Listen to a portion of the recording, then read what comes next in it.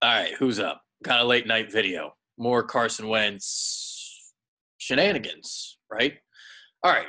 So, kind of doing some further digging on all this stuff. And, here's the thing with me about Joseph Santoliquito and this story. It seemed like he already had the conclusion written and predetermined before he went out and searched for the stuff that he wanted to search for. It's not what he said, it's how he said it. Sure, it's like when you have a locker room of 53 players and even more because you got practice squad guys and all these dudes. Sure, maybe there's a couple that are rubbed by Carson Wentz the wrong way. It happens. Not everybody loves everybody.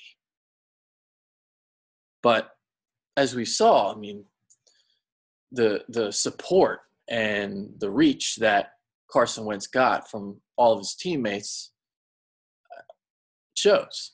The things that were written in the article, while a couple players may see things differently, or potentially what we might have seen in this article is maybe Joseph spun a couple things. I don't know. But I thought Marcus Hayes wrote a great piece. And let's see if I can find it here and get to the one part where he said. So he goes, journalistically, there is little reason to question the veracity of the comments nor the method by which they were gathered. Santoliquito has been a solid journalist in Philadelphia for years. In fact, he has been employed by this company. However, journalistically, balance and fairness are lacking in the story, intentionally. The story was published Monday morning. An Eagles source said the site left a voicemail just minutes before it was posted. Santoliquito admitted Monday afternoon that he left a voicemail just 40 minutes before it was published, then wrote in the story that the Eagles did not reply to his voicemail. This not only is unacceptable, but seeking comment in this manner was unnecessary. He could have spoken to the team and Wentz several times during his reporting process. Santoliquito wrote and told me Monday that he spent 2 months mining sources and gathering information. Wentz, Foles, and their teammates were available last Monday. Santoliquito was there.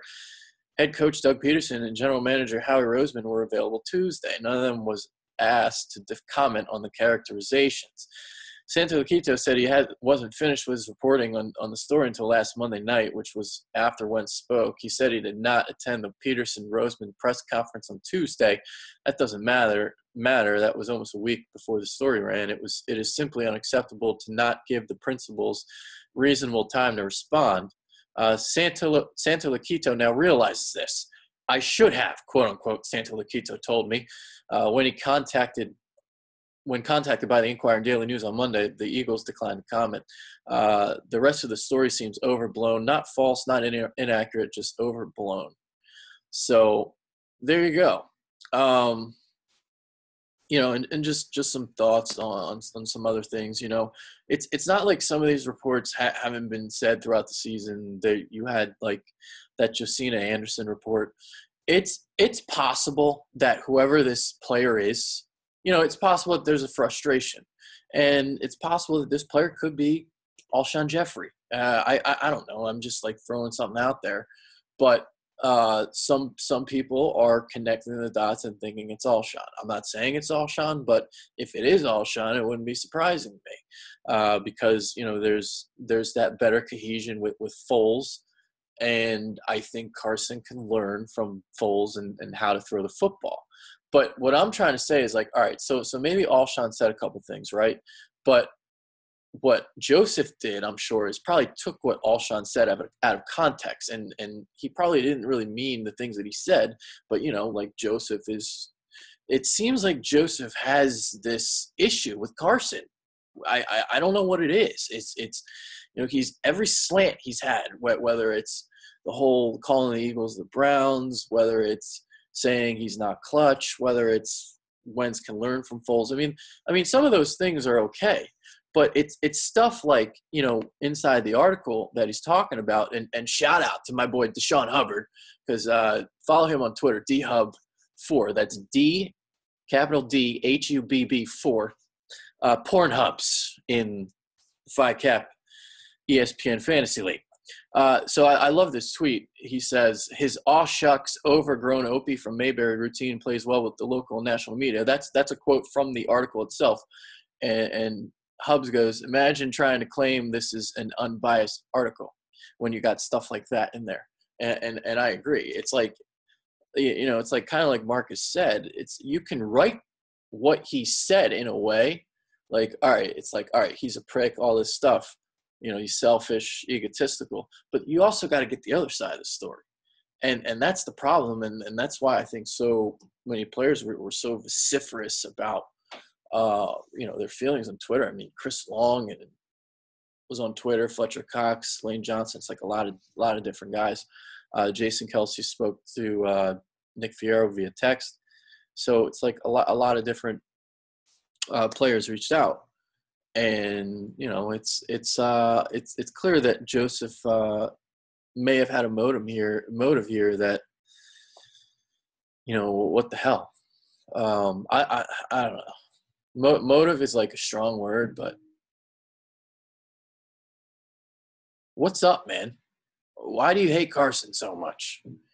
Did he say something to you in an interview? Like, did you say something in an interview? Maybe he snapped at you, like he had after a bad game, and then he snapped at you, and maybe he said something the wrong way, and you took it the wrong way, and it's just you've been petty ever since. I don't know. I don't know what's up, but like, what is this? Why are you going after Carson? Why are you going after 11? Ginger Jesus, why are you doing it? And like a lot of the narratives in the story, I thought were incorrect too. So.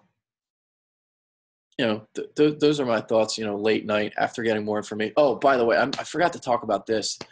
So Philly Voice's editor, and by the way, I'm really cool with Matt Mullen. Matt Mullen's awesome. So I have a lot of respect for him. So don't go after him, if anything.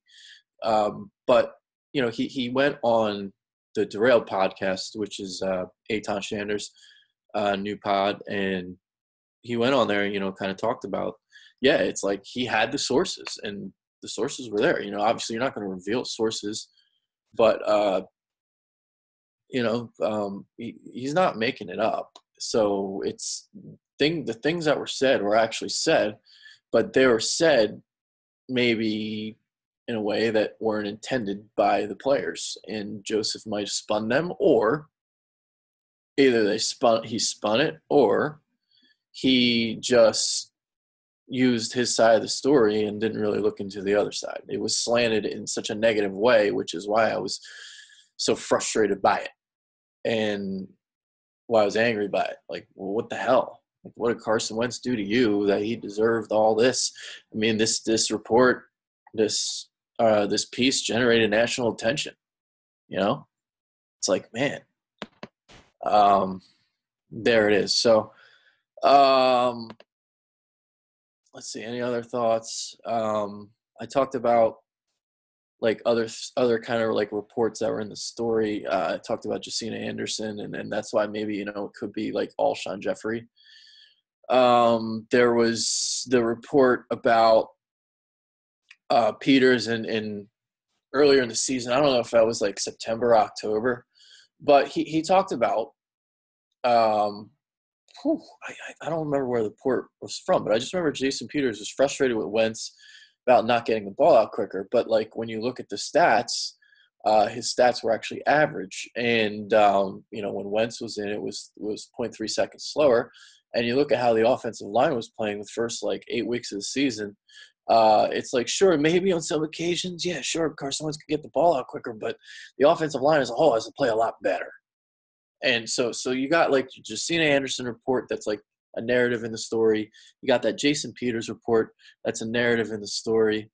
And there might have been another one, but I don't remember at the top what the other narratives were. But like he did, kind of use some of the reports that were out there, and they're all in the story. And I just thought that this was so negatively slanted that I got to question the validity of it. It's like, what?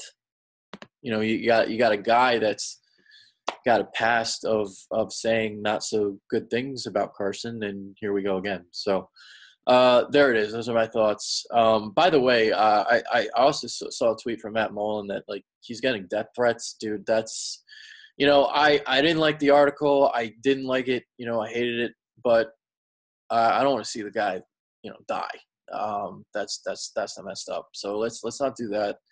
If you want to question the validity of the story, that's fine. But other than that, let's not go too far with this. Okay. So late night thoughts with Adrian. Thank you. Out. Peace.